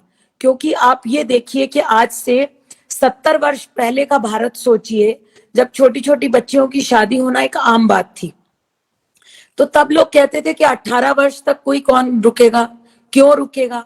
जैसे कि बातचीत करते हैं कि भाई 12-13 साल की लड़की जो है वो प्यूबर्टी को अटेन कर लेती है, तो उसके बाद बात होती थी कि भाई ये 18 साल तक बेटी को कैसे रखेंगे, कैसे संभालेंगे, क्या करेंगे। तो ये सारी चीजों के बावजूद भी 18 इयर्स जो है वो अब आज एक्सेप्शंस हर कानून में रहते हैं। कोई कानून बनता है उसके एक्सेप्शंस रहते हैं। तो मैं ये मानती हूँ कि 18 साल बना तो हम जैसी लड़कियों को भी हम ये कहेंगे कि हमें भी मौके मिले कि हम पढ़ाई करें, आगे बढ़ें। हमारे माता पिता की सोच बदली, हमारे दादा दादी की सोच बदली। इसी तरह जब हम 18 से 21 की तरफ जाएंगे तो इसका जो जिस्ट है कि हम ये चाहते हैं कि लड़कियां और मजबूत बने, हर तरीके से मजबूत बने, मेंटली भी, फिजिकली भी, फाइनेंशियली भी, सोशली भी, उनको अपने अच्छे बुरे की अकल आए। तो ये ट्रांसफॉर्मेशन जो होता है, जब हम किसी एक चीज को बदल कर दूसरी बनाते हैं, तो इसको ये जो ट्रांजिशनल फेज होता है बीच में, इस ट्रांसफॉर्मेशन के पहले, उसमें इस तरीके की बातें आती हैं कि ये कैसे होगा। तो क्या 21 वर्ष तक लड़की माँ बाप के कंट्रोल में रहेगी? कुछ लोग ऐसा बोलते हैं। क्या वो अपने निर्णय नहीं ले पाएगी? तो क्या पति के घर में जाकर निर्णय ले पाती है? क्या वो पूरे, जब 18 वर्ष की लड़की की शादी होती है तो क्या वो पूरे निर्णय ले पाती है? ये सारे सोचने के विषय है। मुझे लगता है कि बहुत सारे लोगों का ये भी कहना रहता है कि भाई जो लड़की की अर्ली मैरिज करते हैं, जो गरीब परिवार है, निर्धन परिवार है, वो इसलिए भी करते हैं कि भाई उसकी पढ़ाई तो पहले ही छुड़वा देते हैं, फिर उससे कोई लेबर वाला काम कराते हैं और फिर उनको लगता है कि लड़की इधर उधर ना चली जाए तो उसकी पहले ही शादी कर दो। तो मैं मानती हूँ कि हम जो ये वर्ग पिछड़ गया है, हम अंत्योदय पर चलने वाले लोग हैं जो पिछड़ गए हैं, हमें इन्हीं को तो आगे लाना है। हम इन्हीं के लिए तो काम कर रहे हैं। हम यही तो चाहते हैं कि ये जो बच्ची जिसकी 12 साल में पढ़ाई छुड़वा दी, जिसको 18 तक नहीं पढ़ने दिया, 18 वर्ष की आयु में एक आम बच्चा 12वीं पढ़ता है और हम ये मान के चलते हैं कि अगर लड़की ने 12वीं कर ली तो वो इतनी समझदार हो जाती है कि वो कॉलेज जाना चाहती है। और फ्री एजुकेशन और लड़कियों की शिक्षा में इतनी जो क्रांतिकारी कदम आदरणीय मोदी जी ने उठाए हैं, उसका तभी हमें कुछ फायदा होगा। हम जैसी बहनें जो आज हम ये कह रहे हैं कि नहीं, ऐसा नहीं हो सकता, मुझे लगता है कि हमें हमारी सोच बदलनी चाहिए। हमें कहना चाहिए कि नहीं, हम समाज को बदलेंगे, हम लोग मेहनत करेंगे कि ऐसा हो। 21 साल तक लड़कियां पढ़ गई जिस दिन, तो मैं ये कहती हूँ कि ये भारत जो न्यू इंडिया में ट्रांसफॉर्म होगा, वो लोग देखते ही रह जाएंगे। क्योंकि आधी आबादी को हम छोड़ नहीं सकते हैं। हम आधी आबादी। दूसरी बात ये है कि अगर वोटिंग राइट 18 पे मिल रहा है तो हम ये नहीं कह रहे कि उस बच्ची को बाकी के राइट्स नहीं मिलेंगे, बाकी के राइट्स मिलेंगे। अगर आप ये कहते हैं कि वो रिलेशनशिप में जाएगी, तो रिलेशनशिप में जाते हुए स्कूल में एजुकेशन, जो सेक्स एजुकेशन है, अगर वो मैंडेटरी कर देते हैं, उसको पता होगा कि उसको अगर वो रिलेशनशिप में जा रही है तो उसको क्या प्रिकॉशंस लेने हैं। उसको माँ किस उम्र तक नहीं बनना चाहिए। ये स्कूल में सेक्स एजुकेशन बहुत मैंडेटरी होनी चाहिए। जिससे जो बच्चे हैं, अगर हम ये कहते हैं प्यूबर्टी की एज कम हो गई है, तो हम उसको 10 साल की बच्ची को ये सारी चीजें, अभी हम क्या करते हैं, गुड टच और बैड टच के बारे में बताते हैं, हम उसको उसके बॉडी डायनेमिक्स के बारे में बताएं। जी जी दीदी, थोड़ा समय का ध्यान रखना है, अभी और वक्ता है। और आपने निश्चित रूप से अच्छी बातें कही कि इसके पीछे भी सरकार और शासन की क्या मंशा है, इस पे हम चर्चा करेंगे। प्रतिभा जी हमारे साथ जुड़ गई हैं, किसी टेक्निकल रीजन की वजह से उस समय जुड़ नहीं पा रही थी। आदरणीय प्रतिभा जी हमारी जेजे बोर्ड की सदस्य हैं भोपाल में। प्रतिभा जी, ओवर टू यू, आप अपनी बात रखें। सबसे पहले तो मैं माफी मांगना चाहूंगी और कृपाशंकर जी को धन्यवाद। बाकी सभी श्रोताओं को नमस्कार। मैं जितना भी सुन पाई, जितने भी वक्ताओं को मैंने जब तक मैं लॉगिन थी मैंने सुना, मुझे लगता है कोई भी ऐसा बिंदु नहीं बचा है जिसके बारे में इस परिचर्चा में मुझे कुछ और विशेष कहने की आवश्यकता है। मैं कहने से ज्यादा जरूरी यहाँ एक निवेदन करूंगी कि इतने अधिनियम, नियम, कानून हमारे समाज में हम देख रहे हैं, अलग अलग समस्याओं को लेके बने हैं। जब तक कि इंडिविजुअल, फैमिली बेस्ड और सोशल एक्सेप्टेंस नहीं होगी, तब तक मुझे नहीं लगता है कि किसी भी नियम कानून के कोई बहुत बेहतरीन परिणाम आने वाले हैं। सिर्फ किसी बालिका की आयु 21 वर्ष कर देने मात्र से सारी समस्याएं एकदम हल हो जाएंगी, हमारी परिचर्चा की दिशा ये नहीं होनी चाहिए। जिस तबके की हम बात कर रहे हैं ना, जहां हमारी बालिकाओं के स्वास्थ्य की, शिक्षा की और भी कई जो उनके पहलू हैं, उनकी उपेक्षा हो रही है। आप यकीन मानिए कि इस 18 से 21 वर्ष करने से ये जो आयु का जो गैप है, ये समय है 3 वर्ष का, ये उनके परिवारजनों के लिए बोझ होने वाला है। क्यों? क्योंकि जो अपनी बच्ची को इस मानसिकता के साथ पाल रहे हैं कि कैसे भी ये 18 साल की हो और हम इस वजन को अपने सिर से उतारें और इसका विवाह करें। आपको लगता है कि ये 3 साल आयु बढ़ाने के बाद उन बच्चियों के साथ जिन्हें वाकई इसकी जरूरत है, कुछ बहुत सुधार आने वाला है?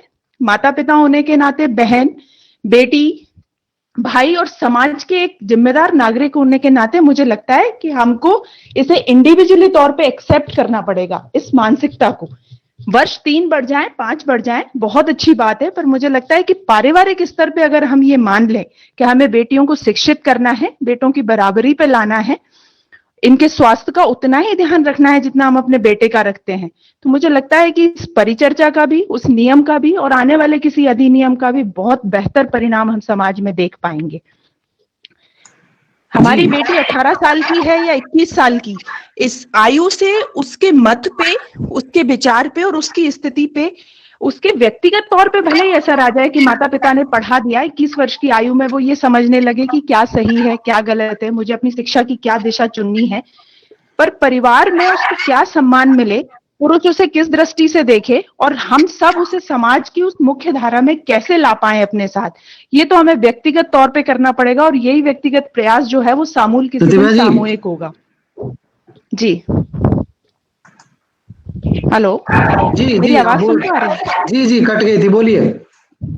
नहीं बस बाकी मैं क्योंकि कुछ बस्तियों में, कुछ जगहों पे, और मैं यहाँ, मुझे लगता है कि मेरे लिए पता नहीं गर्व का विषय है या जो भी है, मेरा जन्म स्थान भिंड है और मुझे लगता है कि आप सब लोग और बहुत सारे लोग जो ग्वालियर से, भिंड मुरैना से जुड़े होंगे, वो जानते होंगे कि वहां बेटियों की क्या स्थिति है। आज भी एक बहुत बड़ा शिक्षित तबका, मतलब मैं ये कहने में परहेज नहीं करूंगी कि शिक्षित तबका जो सामाजिक, आर्थिक और बौद्धिक स्तर से जिसे हम संपन्न मानते हैं, वो भी इस बात का इंतजार करते हैं कि हमारी बेटी 18 साल की हो, जो जैसे तैसे पढ़ लिया पढ़े और हम इसका विवाह करें और हम इस जिम्मेदारी से, दायित्व से मुक्ति पाएं। जी, हमको नियम से ज्यादा, मुझे लगता है उस भय से ज्यादा लोगों की मानसिकता में परिवर्तन लाने की आवश्यकता है। निश्चित रूप से जब तक किसी भी कानून को समाज स्वीकार नहीं करेगा, उसकी उपयोगिता नहीं हो सकती है। बहुत अच्छी बात कही प्रतिभा जी आपने। अनफॉर्चुनेटली हम आपको क्रम में नहीं रख पाए। हमने लगभग हर वर्ग के लोगों को सुना। अब हमारे साथ कुछ ऐसे साथी जुड़े हुए हैं जो वास्तव में उन बस्तियों में काम करते हैं, एनजीओ के साथी जो उन बस्तियों में काम करते हैं जहां पे सबसे ज्यादा चर्चा होने की आवश्यकता है। राखी रघुवंशी जी हमारे साथ जुड़ी हुई हैं।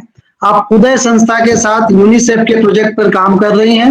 वर्तमान में कई सारे ऑब्जर्वेशन सेंटर के लिए, ऑब्जर्वेशन होम्स में आप काउंसलिंग का काम करती हैं। स्टेट लेवल काउंसलिंग कमेटी में आप हैं। तो आपसे अनुरोध है राखी जी अपनी बात रखें। हाँ, धन्यवाद सर ये अवसर देने के लिए। मेरी आवाज आ रही है ना आपको? जी आ रही है, आप रखें बात अपनी। वैसे तो सारी बातचीतें आ गई हैं, बहुत ज्यादा इसमें अभी बोलने को नहीं है, लेकिन चूंकि हम लोग कम्युनिटीज में काम करते हैं तो 2-3 बड़े सवाल हैं जो मुझे लग रहा है कि यहाँ पे प्लेस करने चाहिए कि जिन कम्युनिटीज में हम काम कर रहे हैं वहां पे शादी करना सामाजिक मानदंड की तरह है कि भाई कम्युनिटी के दूसरे लोगों ने कर दिया तो मुझको भी करना, एक चीज।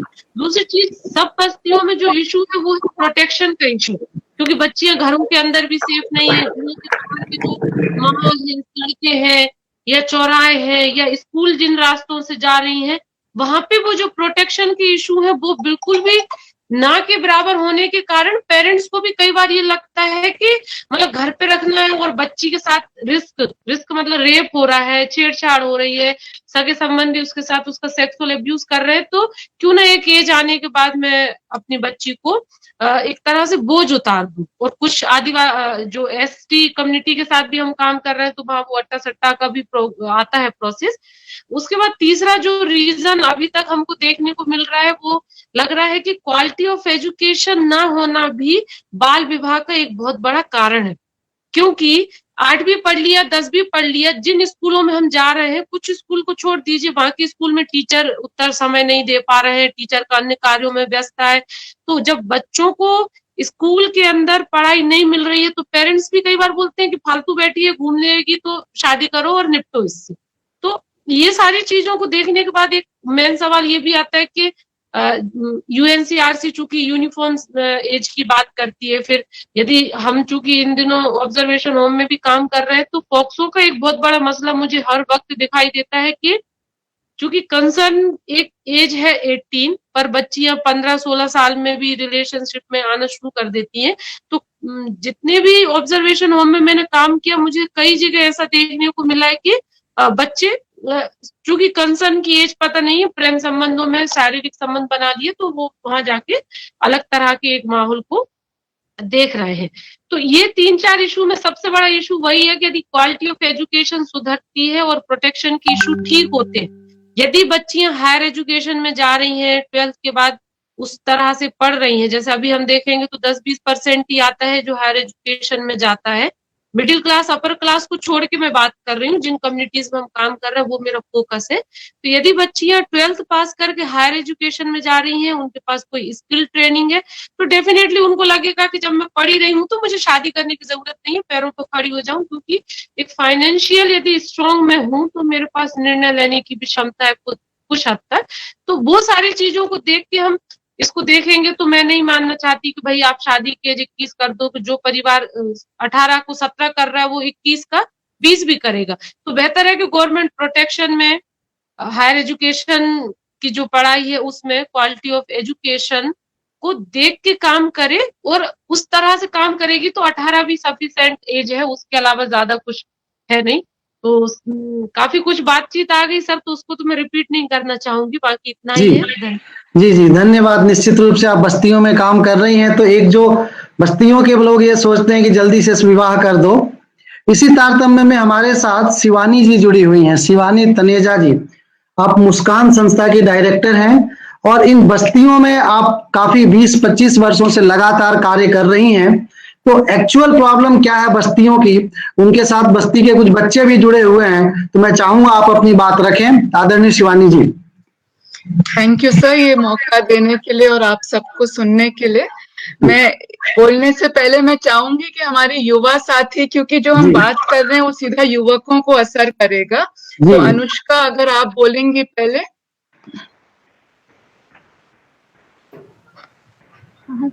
सबा, अनुष्का आपके साथ हैं?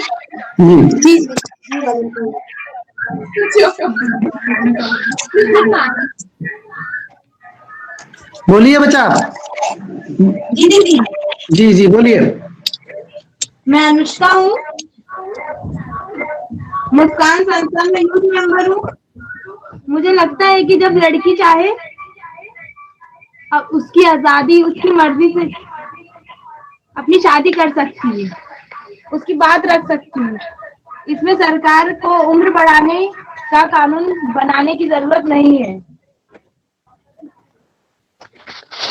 मैं चाहती हूँ कि लड़कियों की उम्र 18 की ठीक है विवाह कानून के लिए, क्योंकि जो गरीब लोग होते हैं जो अपनी लड़कियों को नहीं पढ़ा पाते हैं वो लोग है ना शादी कम उम्र में कर देते हैं। 18 से 19 तक की एज में वो लोग शादी कर देते हैं, क्योंकि उन लोगों को इतना पढ़ाने का मतलब ना तो पैसे की वो होता है और ना वो होता है कि ना मतलब मतलब उन लोगों में इतना वो नहीं होता है, और ना लड़की समझ पाती है। जो गांव के लोग होते हैं छोटे एरिया के, तो वो लोग सोचते हैं कि नहीं हम लोग तो अब जल्दी शादी कर ही देते हैं, तो 18 से 19 तक की एज में शादी हो ही जाती है लड़कियों की। अगर 3 साल ज्यादा बढ़ जाएगी, 21 साल होनी है उम्र लड़कियों की, तो फिर वो उन लोगों के फैमिली के लिए भी अच्छा नहीं है कि नहीं, वो लोग नहीं चाहते कि इतनी कम उम्र वो ज्यादा देर तक लड़कियां हमारे घर में रहे, या मतलब उन्हें लगना चाहिए ऐसा कि नहीं हमारी लड़कियां अब शादी करवा देना चाहिए, अब हम पढ़ा भी नहीं सकते उन्हें, या कुछ लड़कियां कॉलेज नहीं करती है तो वो लोग शादी करवा देते हैं। अच्छा कोई बात नहीं। जी हाँ, थैंक यू अनुष्का। निश्चित रूप से अनुष्का आपने सही बात करी कि बच्चों की मर्जी चलनी चाहिए, जब वो चाहे तब करें, लेकिन समाज की अपनी कुछ मर्यादाएं हैं। शिवानी जी आप इस पे अपनी बात रखें। हाँ, तो सर मैं यही बात जोड़ूंगी जो मुझे लगता है निवेदिता जी, काफी CWC JJB जो सब लोग जो केसेस को रोज खुद देख रहे हैं वो काफी समझ पा रहे हैं कि मुश्किलें क्या हैं जमीन पे। उनको थोड़ा आंकड़ों में अगर मैं बोलूंगी तो मैं ये बताऊंगी कि 18 से कम उम्र में अभी 26% लोग बच्चों की शादियां हो रही हैं, तो हम उस 26% लोगों तक अभी तक हम नहीं पहुंच पाए हैं। और 21 से कम जो शादियां हो रही हैं, अगर 21 आती हैं तो आज देश में 56% लोग हैं, और उसमें भी जो गरीब तबका है, जो देश का 20% सबसे गरीब तबका है, उसमें 75% शादियां 21 के पहले हो रही हैं। 18 से 21 के बीच में बहुत बड़ा तबका है जिसकी शादी हो रही है। और ये जो नया कानून ला रहा है वो इन सबको एकदम ओवरनाइट नल एंड वॉइड बना देगा। जबकि अभी जो PCMA बोलता है वो बोलता है कि अगर एक लड़का या लड़की चाहता है अपनी 18 और 21 की उम्र तक पहुंच के वो उसके 2 साल के अंतराल में वो बोल सकता है कि मेरी शादी वॉइड की जाए, वो उसके लिए आवेदन डाल सकता है। लेकिन ये कानून सबको वॉइड कर रहा है। तो ये एक बहुत बड़ा जो हम देश में अभी देख रहे हैं, बहुत चिंता की बात है कि हम सब कुछ को क्रिमिनलाइज कर रहे हैं। हम मूल कारणों पे जाने की जगह हम कानून से लोगों को अपराधी बनाना चाह रहे हैं, और अपराधी और जो समाज की रीतियां हैं उनको आपराधिक बनाने से आप ओवरनाइट कोई चेंज नहीं लाते, जबकि चीजों को लोगों को छुपा के करने के लिए मजबूर करते हैं। साथ ही मैं शिक्षा के बारे में ये बोलूंगी कि जो जमीनी अध्ययन छोटे हुए हैं बड़े हुए हैं वो दिखाते हैं कि जिन गांवों में मिडिल स्कूल है, हायर एजुकेशन मिल जाती है, जहाँ पे 10वीं तक का स्कूल है, 12वीं तक का स्कूल है, उन गांवों में जो शिक्षा का जो शादी की उम्र है वो ऑटोमेटिकली ज्यादा है। तो हम मूल शिक्षा में अगर इन्वेस्ट करेंगे तो जो हम सब लोगों ने सपने देखे हैं और हम भी उसी सपने में हैं, लेकिन हम उस रास्ते में देख रहे हैं कि अगर शिक्षा की इन्वेस्टमेंट की सरकार बात करती है तो वो ऑटोमेटिकली शादी की उम्र को असर करती है। और शादी ड्रॉप आउट का कारण नहीं है, ड्रॉप आउट का रिजल्ट है। शादी इसलिए नहीं होती है क्योंकि क्योंकि बच्चों की शादी करानी है इसलिए लोगों स्कूल से बच्चों को नहीं निकालते हैं। क्योंकि बच्चे स्कूल से बाहर होते हैं तो सब लोग सोचते हैं अब क्या करो, 1-2 साल के कोई ना नौकरी कर रहा है ना कुछ कर रही है लड़की, चलो शादी करा दो। तो हम किस चीज पे काम करना चाहते हैं ये और देखने की बात है। और हमें यही समझ आ रहा है कि ये पूरा कानून का कारण ही नहीं समझ आ रहा कि क्या है, आप क्यों लड़कियों की फर्टिलिटी पे इतना कंट्रोल करना चाहते हैं, उनकी यौनिक इच्छाओं को हम किस तरीके से कंट्रोल करना चाहते हैं। क्योंकि अगर आप देखिए तो आज जो PCMA एक्ट है वो माँ बाप कम उम्र में शादी करते हैं तो आप 2 साल की सजा देते हो, लेकिन कम उम्र में लड़की लड़का अगर एक दूसरे को पसंद करके एक रिश्ते में जाते हैं तो आप कितनी बड़ी सजा देते हो। तो आप सेक्सुअलिटी को कंट्रोल कर रहे हो जब आप उसके लिए सजा बढ़ा रहे हो। तो ये और बाकी स्वास्थ्य हो, फर्टिलिटी रेट हो, पॉपुलेशन कंट्रोल हो, अगर हम NFHS के आंकड़ों में जाने लगे तो हम सब जगह देख रहे होंगे कि एक ओवरऑल फर्टिलिटी रेट कम हो ही रहा है देश में। तो उसको हम इस तरीके से कंट्रोल करने की जगह जिसमें आप एक परिवारों को, लोगों को क्रिमिनलाइज कर रहे हो, और वो भी एक गरीब तबके के लोगों को, क्योंकि जहां पे लड़कियां पढ़ रही हैं वो अपने आप शादियां देर से कर रही हैं। ये बातें आप सब लोगों ने बोला है, और कई लोगों ने जो बोला कि अगर जेंडर इक्वालिटी लानी है तो हमारा लॉ कमीशन रिपोर्ट ने भी बोला है, अंतर्राष्ट्रीय सभी देशों में कानून लड़के और लड़कियों की उम्र अगर बराबर रखते हैं तो 18 रखते हैं। शायद अभी मैं ढूंढ भी रही थी इस बातचीत के दौरान, मुझे कोई देश नहीं दिखा जो 18 से ऊपर शादी की उम्र बोल रहा है लड़कियों की।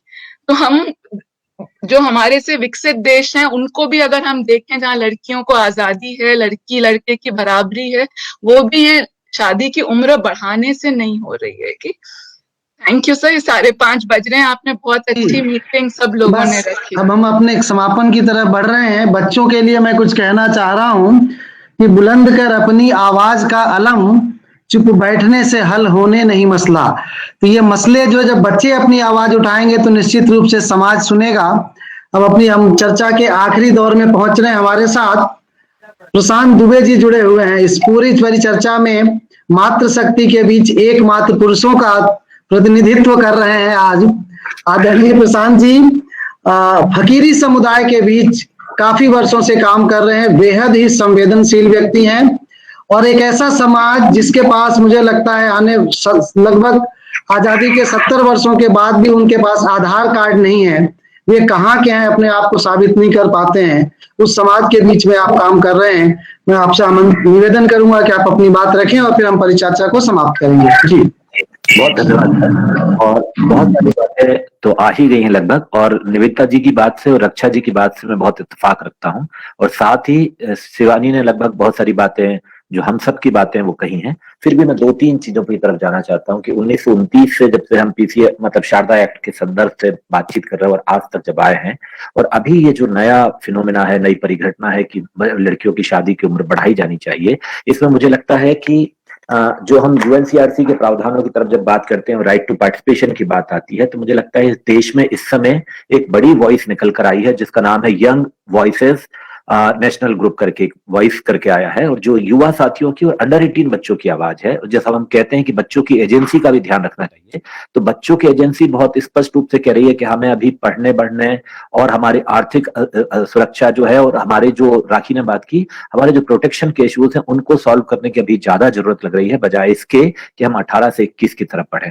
और दूसरा, निवेदिता जी और बाकी साथी कह ही चुके हैं कि इससे पॉक्सो के केसेस बढ़ने की आशंका है। लेकिन जब मैं अपने समुदाय की तरफ लौटता हूं, जहां फकीरी समुदाय और खासकर वो मुस्लिम समुदाय के साथ भी जुड़ा समुदाय है, वो उससे ताल्लुक भी रखता है, तो वहां में जो मुस्लिम पर्सनल लॉ की बात है, मोना जी और दूसरे साथियों ने बात की है, लेकिन मुस्लिम पर्सनल लॉ के साथ इसका जो कॉन्फ्लिक्ट है, मैं उसको भी साथ जोड़कर देख रहा हूं कि वहां तो 15 साल की उम्र की बात है, और जब हम इसको 21 साल और बढ़ा देंगे तो हम उसको कहाँ लेके जाने वाले हैं, और जो शिवानी कह रही है कि वो और क्रिमिनलाइज करने का एक मसला होगा। तो मुझे लग रहा है एक उसको लाइट में देखने की बात है। और तीसरी महत्वपूर्ण बात जिसको मैं रखना चाहता हूं वो है राइट टू चॉइस की बात। सुप्रीम कोर्ट एक तरफ हमसे कह रहा है राइट टू चॉइस है, हमारे सब साथियों को वो अधिकार देता है कि आपको पसंदगी का अधिकार है। पसंदगी का अधिकार मैं केवल विवाह तक सीमित करने की बात नहीं कर रहा हूं, लेकिन मैं उस संदर्भ में भी कह रहा हूं कि जो शिवानी कह रही थी कि यदि 16 साल में किसी बालिका को कोई बालक पसंद आता है और वो दोनों आपस में रिश्ते बनाते हैं, उसको हम कैसा देखते हैं, और फिर जब हम 18 से अभी 21 की तरफ बढ़ने वाले हैं, और इस दौरान जो स्वाभाविक प्रवृत्ति है इंसान के बीच में और जिस पर हमारे तमाम विद्वान वक्ताओं ने बात की है, और उस दौरान यदि कोई रिश्ते बनते हैं तो हम इसमें परिवार की भूमिका, समाज की भूमिका और इन दोनों बच्चों की एजेंसी और इन दोनों बच्चों के जो अपना राइट टू चॉइस का मसला है, इन सारे मसलों को हमें लगता है हम दरकिनार कर देंगे। तो मुझे ये 3-4 बातों को मैं मिलाकर देखने की कोशिश कर रहा हूँ, और इसमें जो पॉवर्टी और असुरक्षा के जो पूरे मसले हैं वो अपनी जगह कायम है। तो मैं बहुत स्ट्रांगली ये कहना चाहता हूं कि बजाय 18 से 21 करने के, हमें जो इसके मूल कारण है, और दूसरा ये सराउंडिंग्स में जो चीजें हैं जैसे पॉक्सो, जेजे और जो मुस्लिम पर्सनल लॉ, जो इस तरह के जो कानूनी दाव पेच है, मुझे लग रहा है उन सब के साथ जोड़कर देखना चाहिए, और हमें वर्तमान में 18 उम्र ही रखनी चाहिए, और ये जो दूसरे कार्य है उस पर पुरजोर तरीके से काम करना चाहिए। बहुत बहुत धन्यवाद। जी प्रशांत जी, निश्चित रूप से right to choice must be the basic right of a children. उसके पास ये अधिकार होना चाहिए कि वो क्या चॉइस करे। अब इस परिचर्चा को हम विराम देंगे। अगले सप्ताह हम इस परिचर्चा पर पुनः बात करेंगे, क्योंकि ये एक ऐसा मसला है। आज हमने मातृशक्ति का प्रतिनिधित्व लिया। अगले सप्ताह हम कुछ इसमें पुलिस समुदाय, कुछ जुडिशरी के लोग और कुछ मेल पर्सन्स के साथ कुछ बच्चों को जोड़ेंगे। बच्चे इस बारे में क्या सोचते हैं, इस समुदाय के जो 18 से 21 वर्ष के जो कुछ बालक हैं वो ऐसा क्या सोचते हैं, उनके साथ इस परिचर्चा को हम फिर कंटिन्यू करेंगे। हमारे साथ जुड़ गए हैं हमारी संस्था के अध्यक्ष डॉक्टर राघवेंद्र शर्मा, और पूर्व बाल आयोग अध्यक्ष भी रहे हैं आप मध्य प्रदेश के। मैं आपसे आग्रह करूंगा कि आप हमारे वक्ताओं को धन्यवाद ज्ञापित करें। आदरणीय राघवेंद्र जी। बहुत बहुत धन्यवाद डॉक्टर कृपाशंकर जी। आज का वेबिनार बहुत ही सार्थक विषय पर आपने रखा है। मैं आपके जब देख रहा था तो देखते हुए मुझे आपको बार बार धन्यवाद मैं सोच रहा था। आवाज बंद हो गई आपकी।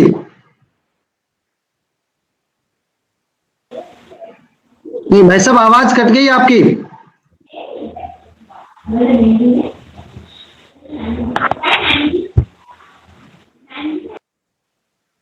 जी मुझे लग रहा है उनसे संपर्क नहीं हो पा रहा है। भाई साहब आवाज नहीं आ रही आपकी।